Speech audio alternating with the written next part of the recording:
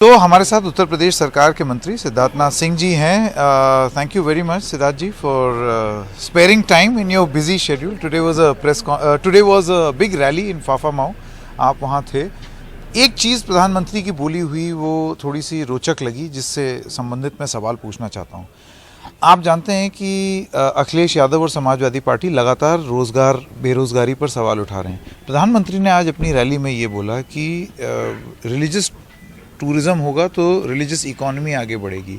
Are we to assume ये BJP का जवाब है रोज़गार के मुद्दे पर कि भाई अगर रिलीजियस टाउन्स डेवलप होंगे तब रोज़गार आएगा? मेरे ख्याल से प्रधानमंत्री ने ये नहीं कहा था। उन्होंने कहा था कि कटाश होती है और उस पर सांप्रदायिकता ढूंढते हैं कि कहीं भारतीय जनता पार्टी की सरकार काशी कॉरिडोर बनाती है या अयोध्या का निर्माण करती है या कोई और चीज़ भी का भी निर्माण बद्रीनाथ में भी करती है, तो उसमें एक रिलीजियस टूरिज्म भी तो होता है, मगर उसके साथ साथ व्यापार भी बढ़ता है। उस कॉन्टेक्स्ट में उन्होंने बोला था। उन्होंने ये नहीं बोला था कि इसी के कारण ये नौकरियां पैदा होंगी। तो let's not twist the words. But on the point of नौकरी, आपको लगता है कि आप you are fighting a perception battle among the people? एक छवि ये जा रही है कि रोजगार नहीं जनरेट कर पाई। नहीं, ऐसा नहीं है। ये कोशिश की जा रही है विपक्ष से कि रोजगार नहीं है, मगर मुझे नहीं समझ आया कि जो विपक्ष के लोग इसको उठाते हैं, और विशेष रूप से कांग्रेस के भी लोग उठा रहे हैं, और कांग्रेस के साथ जिन्होंने हाथ पहले भी मिलाया है, वो पंजाब में भी चुनाव हो रहे हैं। CMIE का डाटा आप भी कोट करते हैं। वो डाटा कहता है कि पंजाब में 9% बेरोजगारी है आज की डेट पे, और उत्तर प्रदेश में 3% है। यही अखिलेश यादव भूल जाते हैं कि CMIE का जो डाटा था उत्तर प्रदेश के अंदर जब उन्होंने सत्ता छोड़ी थी वो 17.8 था, और आज 3% है। तो कुछ तो हुआ होगा कहीं। वो डाटा या तो पहले बोलो कि पंजाब गलत है, कहीं प्रियंका वाड्रा कहती हैं ये गलत है, राहुल गांधी कहते हैं ये गलत है, तो ये यहाँ पे फिर कैसे? तो ये दोनों चीजें नहीं हो सकती हैं। तो इसलिए उसका कारण ये है कि रोजगार सरकार नहीं खाली उपलब्ध करती। 25 करोड़ की जनता को 5 लाख नौकरियां ही सरकार में होती हैं, नहीं 25 करोड़ जनता में 2.5 लाख होते हैं, 2.5 करोड़ होती हैं। उसके लिए सरकार नीति लाती है, और विशेष रूप से वो MSME लाती है। MSME जिसका मैं मंत्री हूँ, हमने एक डाटा दिया, बुक पूरी लॉन्च करी, क्योंकि विपक्ष को जवाब देना था। विपक्ष ने उसको पढ़ के आज तक नहीं बोला है कि आपका ये डाटा झूठा है। उसके अंदर पूरा का पूरा हर बैंक से जितने लोन मिले हैं 5 साल में, जितने भी जनपद हैं, जितने भी आपके वहाँ पे डिस्ट्रिक्ट्स हैं यूपी के, वहाँ पे किन किन को रोजगार दिया, कितने लोगों को नौकरियां वहाँ दी हैं, और कौन से यूनिट्स हैं, उनके टेलीफोन ईमेल के माध्यम से सब चीज़ दिया हुआ है। और वो जो है 3 लाख करोड़ का हमने लोन दिया है, और 3 लाख करोड़ में 2 करोड़ 60 लाख लोगों को नौकरियां रोजगार सीधे उपलब्ध करवाई हैं, उसको फैसिलिटेट किया है।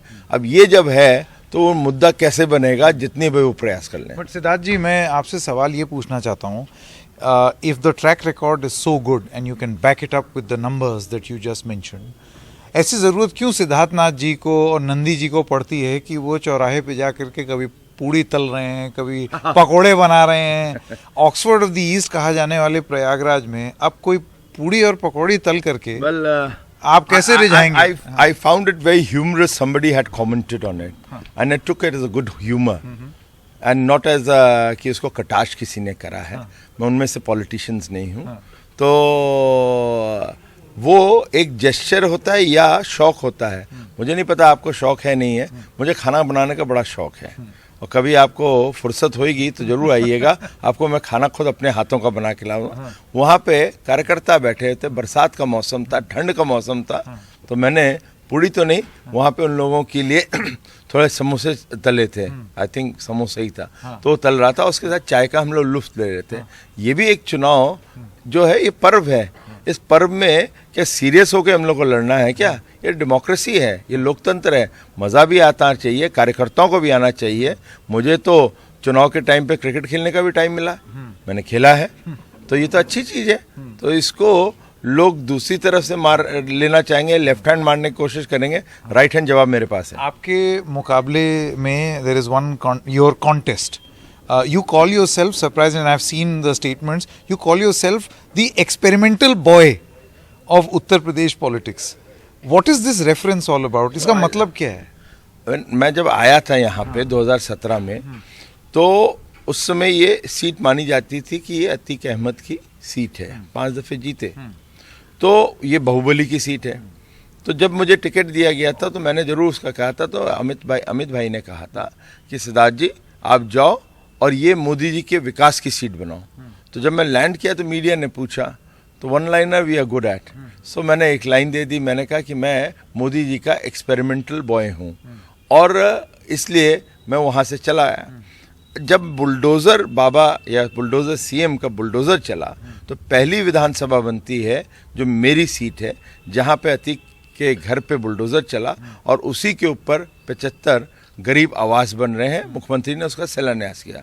तो मैंने कहा आने वाले समय में 22 में मैं बुलडोज़र बाबा का मैं एक्सपेरिमेंटल बॉय हूँ। तो ये मैंने कहा और मैं बन के दिखाऊंगा। विकास भी किया। अब मैं जो इन लोगों ने कब्जा किया उस पर मैं गरीबों के आवास बनाऊंगा, उसकी भी शुरुआत कर दी। आप बुलडोज़र बाबा के एक्सपेरिमेंटल बॉय भी हो गए, अब आप अपने आप को और क्या उपाधि देंगे? एक्सपेरिमेंटल बॉय आपने बोल दिया अपने आप को। अब आपके हिसाब से BJP, what is the BJP going into this election with? क्या उपाधि आप देते हैं? मैं तो उपाधि मैं नहीं दे रहा हूँ, ये एक शॉर्ट ऑफ वन लाइनर्स होते हैं, वो मैंने दिया है। And you understand very well what are one liners, and I think we all have gone through that age where one liners were given by mister Arun Jaitley. तो वो वन लाइनर मैंने भी कुछ कोशिश करता हूँ। साथ ही साथ अब ये जो चुनाव है, देखिए ये चुनाव जो है ये एक मानने से तो हम एंटी इनकम्बेंसी में हैं, लेकिन विकास और कानून व्यवस्था पे जो काम हुआ है ये बड़ा मुद्दा हमारे फेवर में बन रहा है। और विपक्ष जो है उनका जो भी कार्यकाल रहा, चाहे उनके पिताजी का रहा हो चाहे उनका रहा हो, उनको ये कटघरे में खड़ा करता है, क्योंकि उनका गुंडा राज रहा है। आज भी जब बुलडोज़र चलता है तो वो कहते हैं बुलडोज़र का रुख बदला जा सकता है, हैंडल किसी के हाथ में आ सकता है, वो दूसरी तरफ भी चलेगा। या अभी हाल में ही कहा कि बुलडोज़र जिन्होंने चलाया है उनको फिर अकाउंटेबल भी बनाएंगे हम लोग। तो इसके मतलब आपको तकलीफ हो रही है ना, कहीं अतीक के घर पे बुलडोज़र चल रहा है तो आपको तकलीफ हो रही है, मुख्तार अंसारी पे चल रहा है तो आपको इस आरोप पर आप कैसे जवाब देंगे that the bulldozer is only directed against your political opponents? कि ऐसा क्यों है कि बीजेपी के जो समर्थन में है उनके ये आरोप वेस्ट बंगाल में भी लगा that suddenly the BJP is this remarkable washing machine? ऐसा नहीं है, जो बुलडोज़र चला अब ये तो किस्मत है।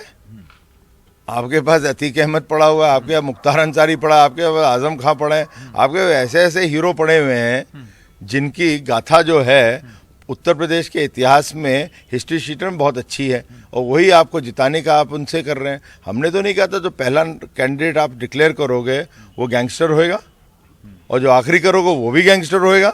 हमने तो नहीं बोला था अखिलेश जी को कि ऐसा है अपनी लिस्ट बनाओ, आप जब बनाओगे तो हम पॉइंट भी करेंगे। यही तो लोकतंत्र है। Do you think that polarizing politics is failing in Uttar Pradesh? And the allegation against the BJP is that you tried desperately 80-20, Abba Jaan, दुनिया जहाँ की बातें बोली गई, and that did not work. Tell me something. And seriously, मतलब आप कह रहे हो जो मुसलमान जिनका वोट लेने का अखिलेश जी आप प्रयास कर रहे हैं, अब्बा जान गंदा वर्ड है। No, but then the sense in which it was said. No, what sense? टोपी धारी, ये these are references to a community. एक सेकेंड, अब्बा जान गलत नहीं है, या तो अखिलेश जी कह दे डैड ज्यादा अच्छा है तो हमारी खत्म हो गई। अब्बा जान गलत है तो बोलते नहीं है। दूसरा, जिन्ना मैं नहीं लाया था, अखिलेश लाए थे जिन्ना। मैं पाकिस्तान से प्रेम करने नहीं गया था, अखिलेश जी आप गए थे। तो आप पोलराइज कर रहे हो, ब्लेम हम पे कर रहे हो। अब ये तो फिर बोलो कि हमने राम मंदिर का जो सुप्रीम कोर्ट निर्णय किया और वो राम मंदिर बन रहा है, काशी कॉरिडोर बन रहा है, आपको परेशानी है तो बोलो। Good, you reminded me of Ram मंदिर। ये जो नारा आज आप उस रैली में थे, आपने भी सुना होगा, जो राम को लाए हैं हम उनको लाएंगे। आरबी नहीं, नारा और गाना बहुत अच्छा है, लेकिन are you trying to suggest that BJP Ram को लेकर के आई है? लीजिए, आपको उसका भी जवाब दे देते हैं। आप तो उस टेलीविजन में उस समय थे मेरे साथ डिबेट पे, जब कपिल सिब्बल ने अपोज किया था। कपिल सिब्बल गए थे चुनाव आयोग में, उन्होंने कहा 2019 के चुनाव तक की जब हो जाए उसके बाद ही निर्णय आना चाहिए। सुप्रीम कोर्ट में उन्होंने पिटीशन डाली थी, इफ यू रिकॉल दैट। तो कौन रोक रहा था? अखिलेश ने क्या बोला था, मुलायम सिंह क्या बोल रहे थे, उसके बारे में भी आपको पता है। तो हमने तो फैसला तो अदालत का था ना। तो इसको नारे में is the BJP trying to use this as a political nara. हमने कि आप लेकर मैं के तो आज भी कह रहा था, मैं तो आज कहता हूँ सुप्रीम कोर्ट ने करा, मगर उसकी जो निर्माण है उसमें सरकार बाधा नहीं बन रही है। तो हर्ज नहीं है, जो बाधा नहीं बन रहे वही तो है। सरकार का काम तो आता है ना, वो ट्रस्ट बना रहा है, बाधा तो बन सकता है सरकार, आपको भी पता है। तो राम को लाए हैं, वो हम उनको लाएंगे तो जनता गा रही है, मैं थोड़ी गा रहा हूँ, बीजेपी नहीं कर रही है, बीजेपी का थोड़ी है, ये तो जनता किसी एक सिंगर ने गाया है, वो पॉपुलर हो रहा है, दुनिया को अच्छा लग रहा है और वो सही भी है। और हम मथुरा में कन्हैया को भी लेकर आएंगे, कन्हैया का भी कॉरिडोर बनेगा। अब कॉरिडोर बनेगा, उसमें किसी को परेशानी क्यों? अच्छा, स्पीकिंग ऑफ कन्हैया, आप ही की सीट से जुड़ा हुआ मेरा आखिरी सवाल है, आप ही की सीट से जुड़ा हुआ ये टुकड़े टुकड़े गैंग का एंगल भी आप ही की सीट पे आ गया है। मैं क्या करूं? अब आप बताओ, मैंने ये टुकड़े टुकड़े क्यों आ जाता है हर जगह? एक सेकेंड, मैं तो भारत माता की जय करता हूं। अब किसी ने कहा, वो विवादित है कि भारत माता की जय नहीं बोलते हुए भारत तेरे टुकड़े होंगे इंशाअल्लाह इंशाअल्लाह। वो 4 व्यक्ति हैं, 4 के व्यक्तियों के जो आप नाम भी आप जानते हैं, ठीक है। अब वो कहीं आते हैं या जाते हैं, उनके साथ समाजवादी पार्टी की प्रत्याशी खड़ी होकर फोटो खिंचवा रही हैं, और वो मैंने नहीं, सोशल मीडिया में चला है कि वो टुकड़े टुकड़े गैंग के साथ है। तो मैं भी पूछूंगा फिर तो कि अखिलेश जी जवाब दो, क्यों आपने अपने एक प्रत्याशी को बदला जो कि अमरनाथ मौर्य था, उसको क्यों बदला? और आपने एक टुकड़े टुकड़े गैंग के साथ जो फोटो खिंचवाते हैं उनके साथ आपने क्यों उनको टिकट दिया? इसका जवाब दो। तो अखिलेश जी को जवाब देना चाहिए। आज प्रयागराज में हमें जवाब मेरे से अभी तक नहीं मिला है। दूसरा एक और है, एक और चिट्ठी आई है 4 जनवरी 2022 की। Social media is very classic thing, you also understand, you also pick up from there lot of things। तो वहाँ पे 4 जनवरी की है, एक अंजुमन दरगाह है, वहाँ पे मौलवी साहब हैं, उन्होंने चिट्ठी लिखी अखिलेश साहब को, अखिलेश साहब ये जो महिलाएं हैं ये हमसे संबंधित हैं, ये आती जाती रहती हैं, इससे बेहतर कैंडिडेट नहीं होएगा। अब अखिलेश जी को अब तो पूरा जवाब देना चाहिए।